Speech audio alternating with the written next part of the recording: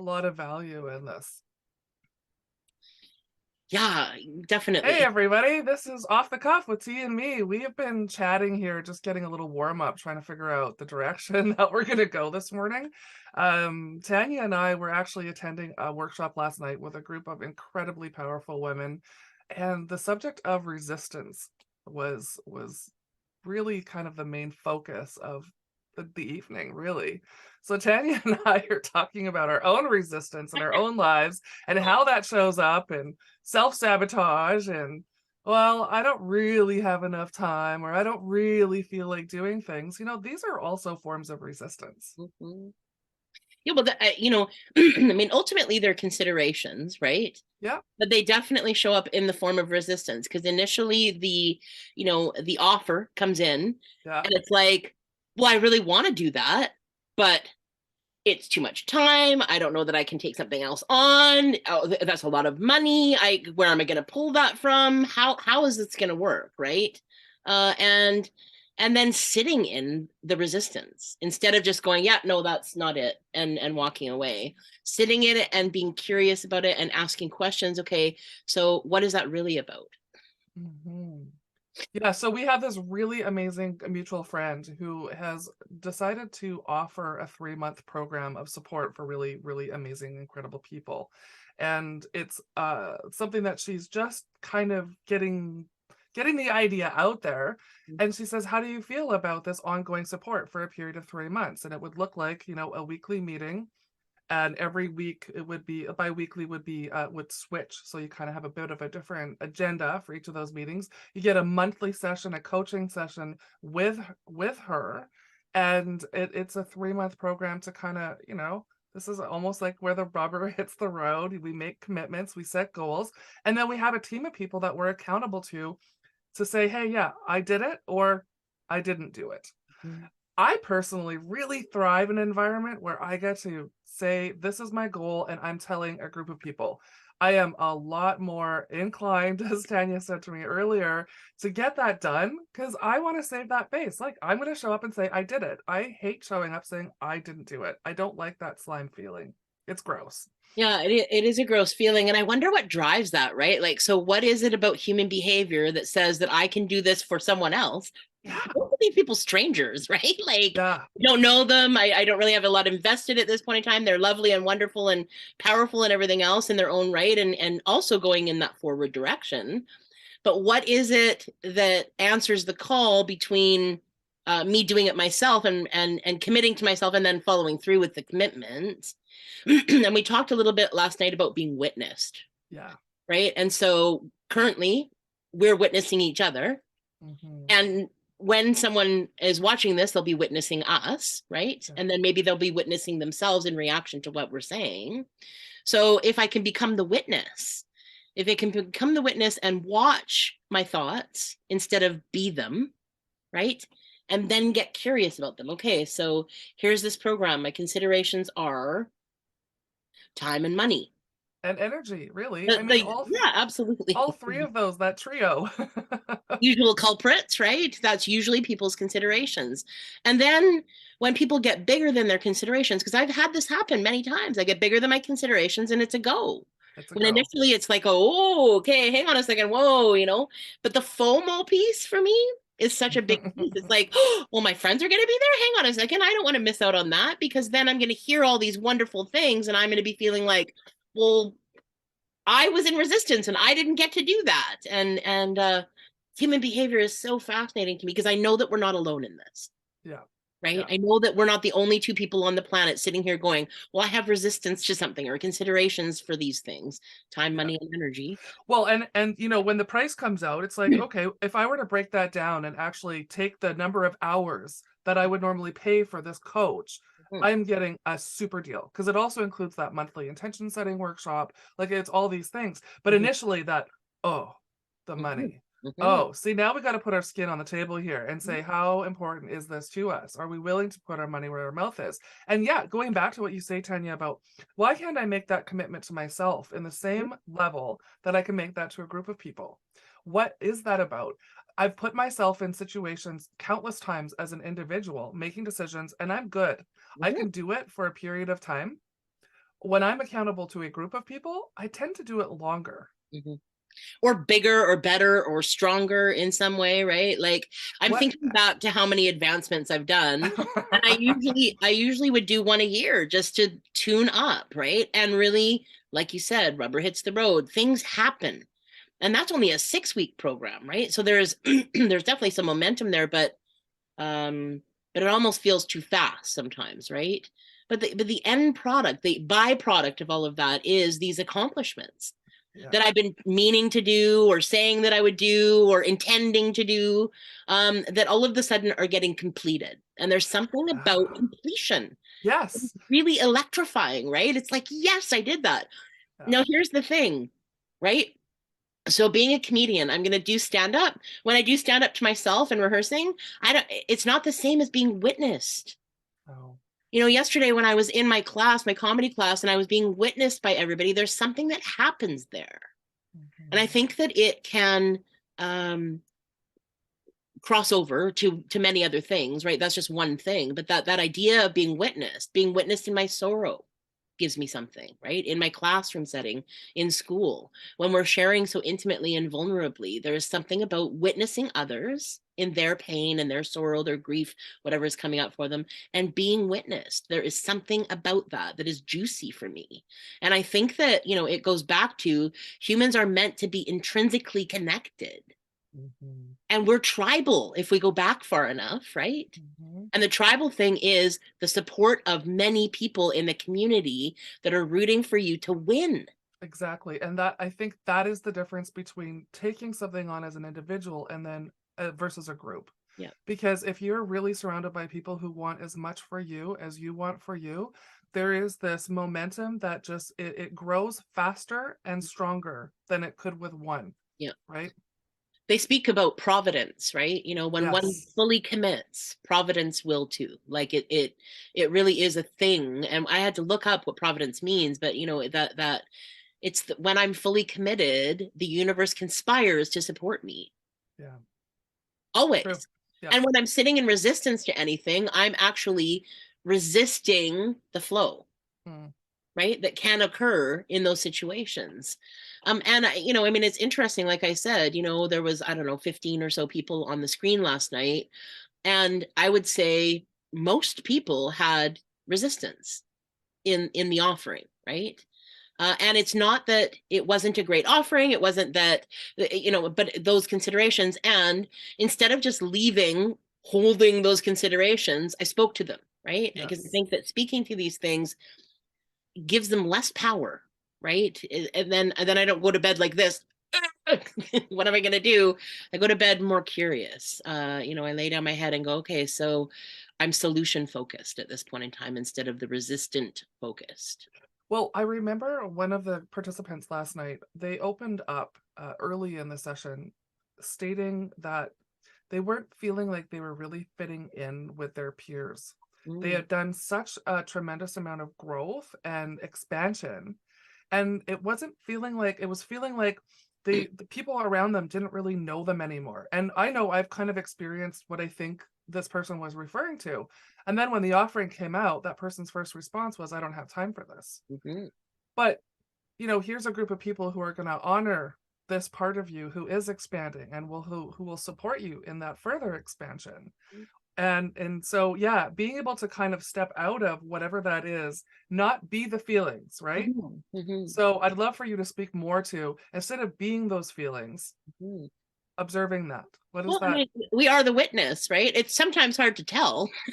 when I'm in the middle of my feelings, I'm not witnessing them. But when I remember to witness them, when I remember to just step back and look at things from a vantage point that isn't in it, Yeah. and I am not it. I am not the things that are happening to me. I'm not the feelings. I'm not the surroundings. I'm not any of that stuff. I am my highest self is a being of light that can look and witness these things and then make decisions from that source, right? Yeah. Connected to source. And so when I remember, and I'm getting better, it's a practice, I think, and none of this is a destination. Mm. And I think that's the sort of the biggest thing that I'm taking away in life right now is there are goals that have a destination date or whatever, they're time sensitive, but it isn't the end. Mhm. It's the completion of something that then is the offering an opportunity to maybe bridge something into the beginning of something else. But the ending is death. And we seem to be in a big rush to get somewhere. I know for me, it was like I drove fast, I went hard, I felt the need every morning. That anxiety lived within me when I was unable to make the distinction between being the feeling. And that sometimes still happens, but I'm getting better at it because I practice, and it is all a rinse and repeat experience, right? Can you give us an example of one of those feelings that you're talking about, just so that anybody listening can kind of maybe connect to that in their own life? Well, I mean, yesterday is a perfect example, right? So the offering comes out. I've had a 12-hour day by this time. I'm tired.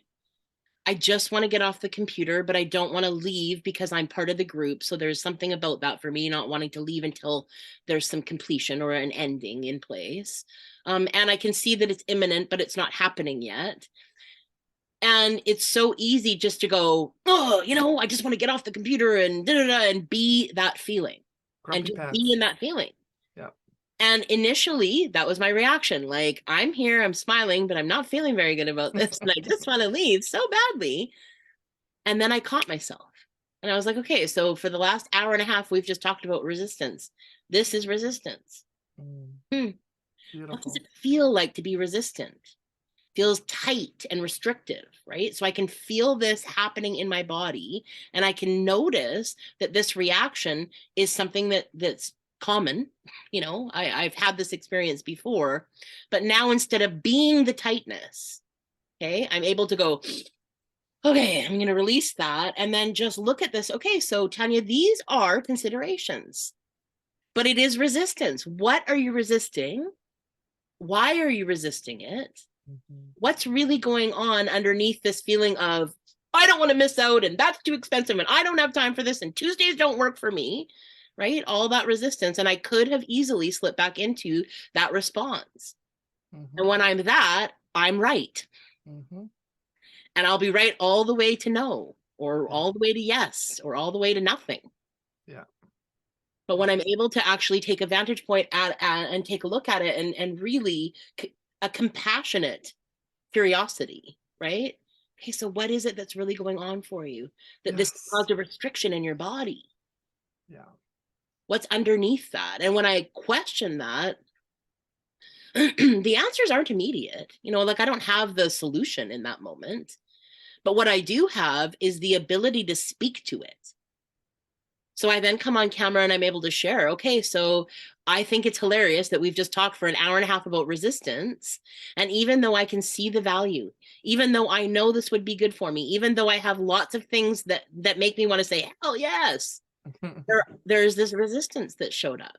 Yeah. And I just want to speak to that. And what I felt in the room was everybody kind of go, Oh, thank God I'm not somebody said alone. that. Yeah. Right? Okay, Yeah. good. I'm not the only one here that isn't going to be there, or has these considerations, right?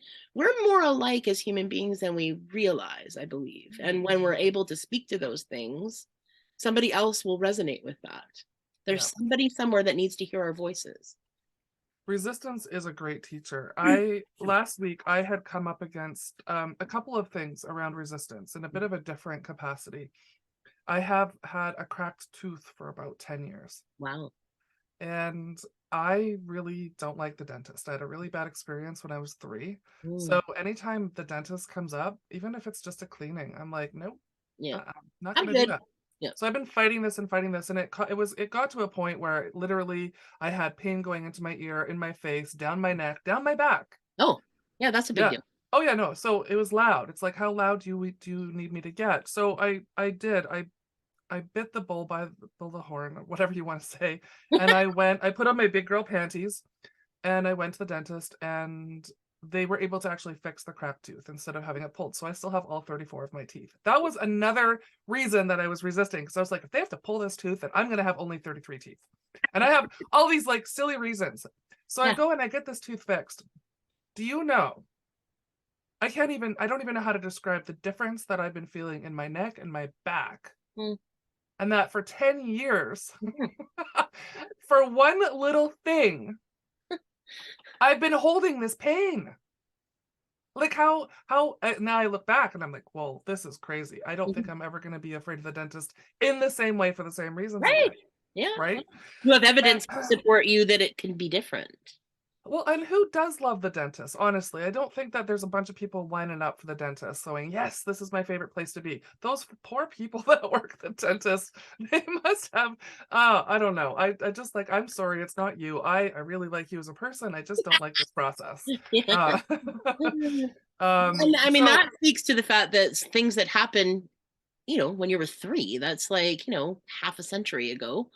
Not quite, but almost, right? yeah. That you Wow, I had to think about that for a that second. around Half a century. Holy crap, that's a long time ago. all time, right? And there's part of Yeah. me that goes, how did we get that old? Like, when did Yeah. that happen? Yeah. Ah! Yeah, and then another instance that I had last week, I had a person who was leaving my employ, somebody that reported to me, and was getting a little bit saucy on their exit. Mm, And despite my repeated attempts to have a sit down meeting with this individual, I was getting rejected. I was yeah. getting ignored. Resistance. Major. I Yeah. don't know what was going on for them, but I found myself really getting my knickers in a knot. Like, this was actually taking over my body physically, and I'm like, "Why won't you just fucking do what I want you to do here?" And Mhm. it was like, it was so intense for me, and I had to step back, and I'm like, "Whoa, this is clearly not about this individual. Mhm. This has nothing to do with this person. This person is a teacher for me right now." And when I was able to look at the situation as energy instead of taking this personally, I was able to dig really deep into, oh, I remember when my mom totally ignored me. Mm, I remember mhm. when my mom really pushed me away and kept me at a distance and didn't want to talk to me. And when I started to get into the feelings about where this was really coming from for me, all of a sudden I was free. Mhm. I was free of this situation with this individual. And then I had a meeting with this individual in person. And I couldn't have gone any better. I Cool. could not have illustrated that more perfectly. Mm, There was a point where I actually saw them become vulnerable, mm, emotional, or mhm, almost regretful that they'd made the decision that they'd made. I'd mm, wondered if I had made this, attempt a couple of months ago, where we'd be now. mhm. Um, and we ended on a hug. And so what a great way for them to leave this thing so they can start their next thing. Yeah, right. Well, Uh, and leaving it clean, right? Both of it you are was really clean in that clean. situation, which is so untypical of Yeah. situations like that because we usually don't pay attention. So there's a perfect example of when you were the feeling that, wow, Oh, I was so, yeah, it and then stepping embodied me. back, and then stepping back and looking at it. And unfortunately, in my training as a counselor in the last 3 years, it has become blatantly obvious that most of the stuff is somehow attached to something that happened with our parents in childhood or our caregivers or those situations. They're usually tied back to that, and there's a lot of resistance to that feeling. Well, yeah, no big deal.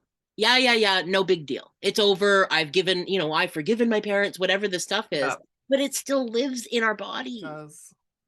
Yeah, and I've done a lot of work on this stuff Yeah. and releasing this stuff with my mom. It's still there, and I don't have any hard feelings. There's no resentment. I don't have any anger or anything against my mom. I love her for every single thing that she did, right, wrong, and otherwise. Yeah. It's all teaching me how to evolve, how to expand, how to be bigger than all of these reasons that Right. this little human self, this little ego self can create.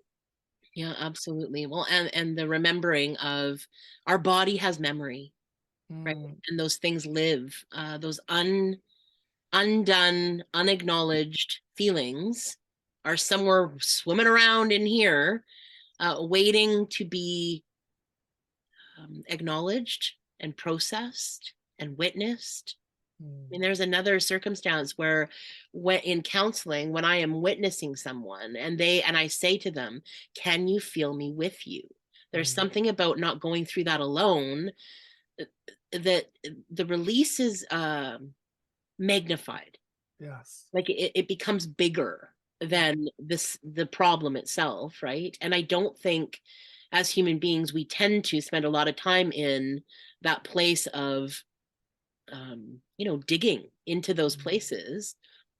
But when we're being witnessed, and when I'm the witness, I just feel so privileged, right, to be in that position. But there's a secondary piece, right? It's such a beautiful piece in witnessing someone else's pain or someone else recounting something. There are pieces of that heal parts of me as well. So it's not just 100%. so it's a total give and take, right? And as I'm sitting here going, God, like, how did I become so blessed to be this person, to walk through this with you? And even though they're different situations and different parents, and it's not exactly the same, there's something intrinsically the same in all of it. The Like, experience yeah, of yeah. some of these things. Yeah. Totally. And Yeah. even the resistance that some of the, like Yeah. there are some people, some of my clients that, we get right there, we get to the precipice and then they're off, we're off in some other direction because it's too painful or it's Yeah. too much or it's too hard. And it's not even something that can be vocalized. It's just a reaction, right? It's Yeah. like, oh, that's resistant. Okay, we're gonna, get up and have a drink of water or go to the washroom, break the energy that's here because it's too much for me to take on at that point in time. So it's interesting to learn, my window of tolerance, watching someone else's window of tolerance, and understand that although we're all the same, we're all very unique and different. And so everybody deserves to be witnessed in that way Yeah. and supported. I think that's that other piece that was, that came up last night. It was like, my initial reaction is, well, what would I even need support around? Because my resistance is, I don't have time, I don't have money, I don't have energy. Like, I'm not going to add something else to my plate. But that when I look at the value that's there, and I know that in having things like this before, the completion at the end of the 3 months or the 6 weeks or whatever, I know that I've transformed something. I Absolutely. know that I'm not the same as when I came in. So is that enough for me to buy into to wanting to do this? And generally my experience is that the monetary value in the beginning is so much more amplified by the end. Like, it's something that's priceless at that point in time, because Well, I'm and this, stand up and go, yes, yeah, with myself and with others. 100%. And you spoke earlier about completion, and there's something really juicy about, ticking those things off the list. I don't know about you, but this stuff rents space in my brain. Mhm. This last night I didn't do dishes. I worked all day. It was a long day. I had new staff, and then we did a session last night. The dishes didn't get done and it was an absolute mess. This morning I woke up, and I woke up earlier than I would normally wake up, and I'm like, okay, I've got a choice here.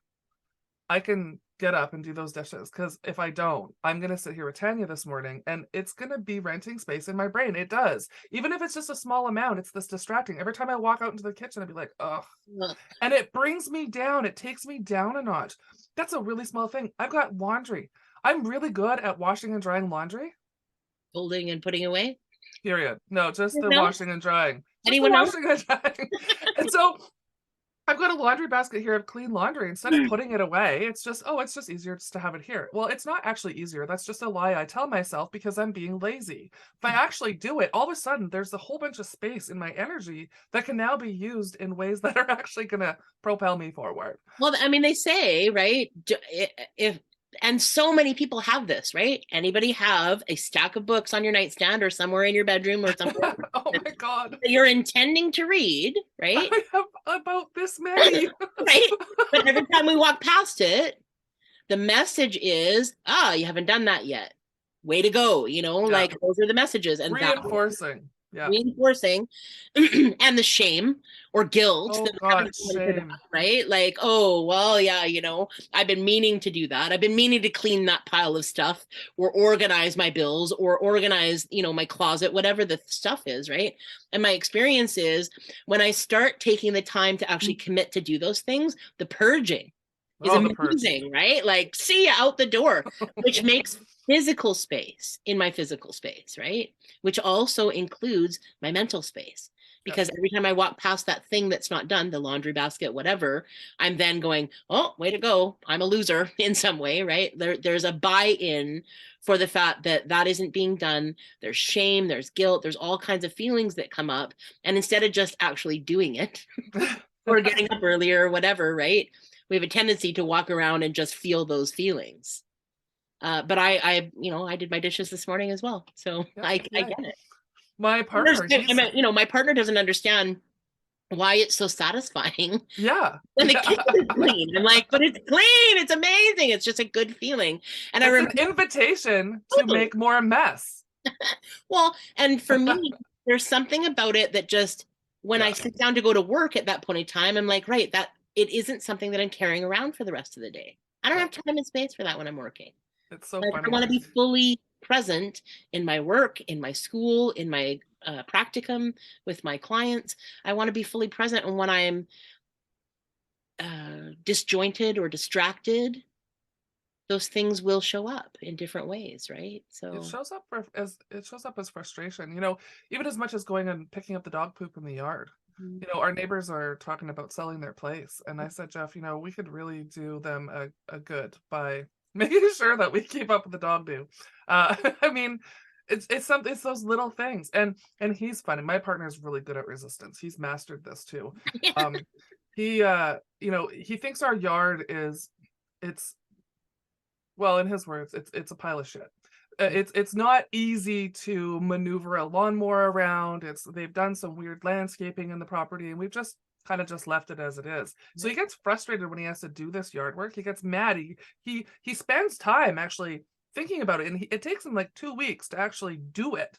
And then once he does it, he'll walk outside like 100 times and be like, well, it looks like we care about this place. And I'm like, oh my God, you're absolutely hilarious. Like this, I wish you could see yourself, because this is so comical. And then there was this other project that we wanted to take on, or he wanted to take on. And he's like, I'm just going to get to it whenever I feel like it. So he went out there one day, just a couple of days ago, and he decided, I'm just going to do all this. And he did it all. And the same thing. He was bitching about all the work that it was going to take. I didn't hear him once talk about it while he was doing it. And then afterwards, it's just standing there like, wow, he's beaming. So cool. Yeah, he's beaming. It's so awesome to see this. It's so awesome to see. Well, it's an accomplishment. It's huge. Right? That's an accomplishment. And I can relate, because my yard is in need of a lot of work and everything else, right? So I spend a lot of time this weekend painting lattice. Don't ever do it. Don't ever do it. It's not worth it. Dip it or something. Like, it took hours and hours and hours of time. And while I'm doing it, I'm like, oh my God, it's dripping, and I got to catch that. And it's very tedious work. But now it's hung, and it looks amazing. And that too, that sense of pride around, okay, it's complete. Yep. It looks amazing, and I feel good about it. I'm quite sure that my neighbors probably feel good about it. Like everyone who sees it will have a feeling of pride or looking at it as the completion that it is an accomplishment. Yeah. And it's one thing less that I have to do at this point, right? Just frees up so much space. It really, really does. It invites more joy, right? I think that's another piece of that, is it invites the joy. So now we get to go outside and experience this really cool new area or spot or project area that we've done. And it's going to be way more enjoyable. Something now that we get to look forward to. And as a result, there's a good likelihood that keeping up the other parts of the yard, like picking up the dog poop and keeping the grass cut and weed eaten, even if it's a little bit tricky to navigate around the actual physical space, is going to become a lot easier, because, well, we want to spend more time out there. Yeah, well, and I think that's the point, right? It's for your enjoyment. Yeah. And when we can experience more joy, my mom sent an article the other night about friends sitting around a fire. And fire is definitely, if I had to choose one thing as a hobby or a joyful thing for the rest of my life, that would be it. It would be sitting around the campfire in that situation, even alone, just watching fire. There's something in nature. There's something about it. And so my son then, that same night that she sent that article, sent, I'm hanging out with my friends tonight around the fire. And I was like, oh, that's so cool that you get to do that. because it's a real fire, not a propane one, right?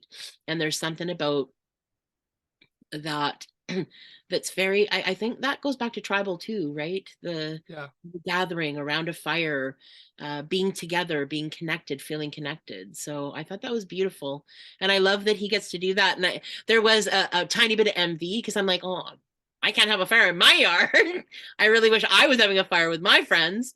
But then there's also, on the flip side of that, a feeling of pride that as a mother, I instilled those things. They became important because we did them when they were children, and it was important.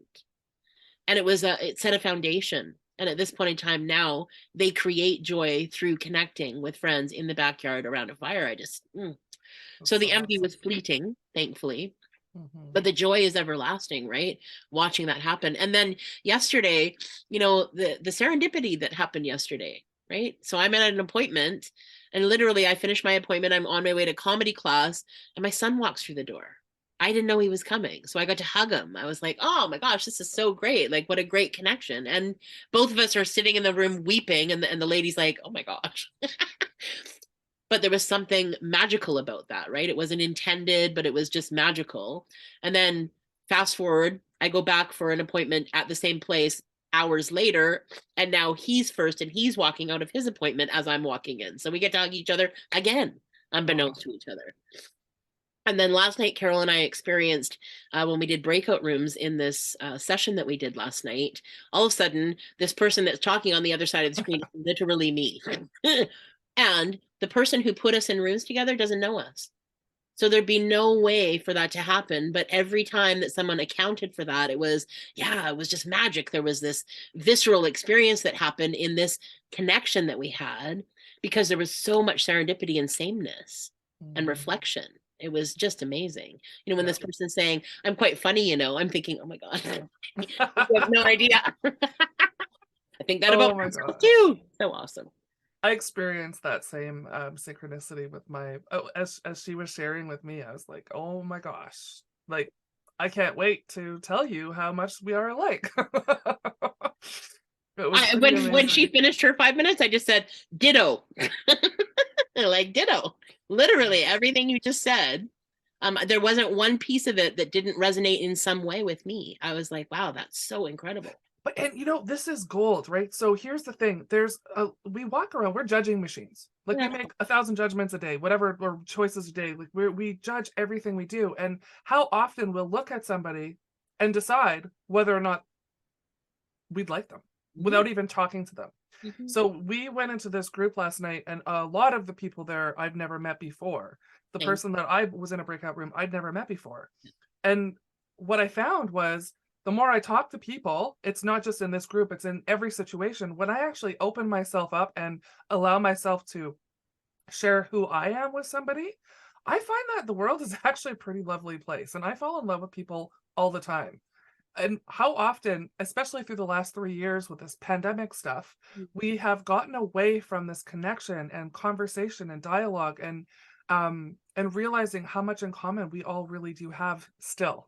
Just Mm-hmm. because that pandemic happened doesn't mean that we can't go back to being connected and knowing that we are one. We Mm-hmm. are somehow, like Tanya was saying earlier, there's these pieces of every client that she's working with that is a reflection of herself. And life is like that. The whole world is like that. Oh, I get goosebumps when I think about this stuff. I really do. Well, and I think the impact of, so I'm watching Grey's Anatomy, and I'm in season whatever 17 of 19 seasons, which means I've done a lot of watching of Grey's Anatomy. Um, Currently, I'm on the season where the pandemic has hit, and it is, wow, like a lot to take in because it's a lot of reality check. And I noticed that there's a lot of people that go, yeah, yeah, yeah, but it's over. Mm. But looking at some of the stuff, especially from a hospital point of view, Mhm. and yes, it's a glorified TV show and everything else. It's American, eyes and shiny and everything else. There's a lot of sex and there's a lot of operations. I don't know if that's typical in an actual ER or a hospital situation, but there is something very real about it. And as I'm watching statistics happen, And as I'm watching people losing their lives, and as I'm watching the stress on the people that are caretaking for them, and they feel hopeless and helpless, I'm thinking that was real. You know, I'm watching it on the screen, but that was very real. It was. Yeah. And this happened to very real people. Yeah. And all of us are affected still. And so it's really lovely to say, yes, it's over. But I think we need to speak to the trauma that happened, because it was a very traumatic event for the entire world. And so my hope is to be able to connect in deeper ways and honor all of those feelings that are still around, right? Because it brought up a lot of feelings for me last night. I actually had to turn it off. I was like, okay, I'm going to take that in digestible moments, because before it was just all in power watching, and now it was like, ooh, there's some realities there that I haven't touched upon, that I didn't really know or consider or acknowledge at this point in time, because it's always a race to wherever I'm going, right? Yeah. Because life keeps happening regardless of trauma that happens. So Yeah. So taking the time, and then again, being witnessed in that place, right? Being witnessed by others, being able to speak to others vulnerably, finding safe spaces to rekindle the connection. Yeah. Yeah. Yeah, absolutely. Good stuff. This is really good stuff. Really, really enjoyed this. I mean, resistance is it's a scary place for a lot of people. You know, it's really easy to keep things at an arm's reach, right? Well, we think that keeps us safe. We think that there's this lie that we've somehow devised that is safe. yeah. Well, and I think back to your sharing a couple of minutes ago about your tooth. 10 years. 10 years of your life, right? 10 years that's been causing you some sort of pain in your body. There's been some sort of residual something, but it was the, you know, the resistance, the keeping it at bay, all, you know, I'm not going there because I've had this terrible experience, but I'm going to continue to have this terrible experience because I can't have that one, right? Until you actually do it. And then there's a sense of relief, and it's like, oh, why didn't I do that sooner? It really, I mean, if I can use this example in every part of my life is going to change really fast. Yeah, absolutely. And I think it's, you know, it's good to remember that even though I can do really amazing things and accomplish a lot of things and maybe commit to this course, and all of these things will come, and make room for all of it to show up, right? So we're talking about championing those things right now, but there are other things that will show up, and how do I honor all of it? Yeah. And how do I honor all of it as it just is, as opposed to, well, this is a good outcome and this is a bad outcome. Yeah, releasing that judgment. Right? It's where did we decide something's good and bad? At some point in time, they told us. They told us. Right. So I know that a very close friend of mine actually said has been repeatedly telling me this, like asking me, well, why is that good? Why is that bad? Are you able to just step back for a moment and just observe the situation without being the situation? You know, similar to what you were saying about these feelings. And it's almost like, well, I'm gonna just take a look at watching myself as if I were watching a TV show. And all of a sudden it's like, wow, what's that about?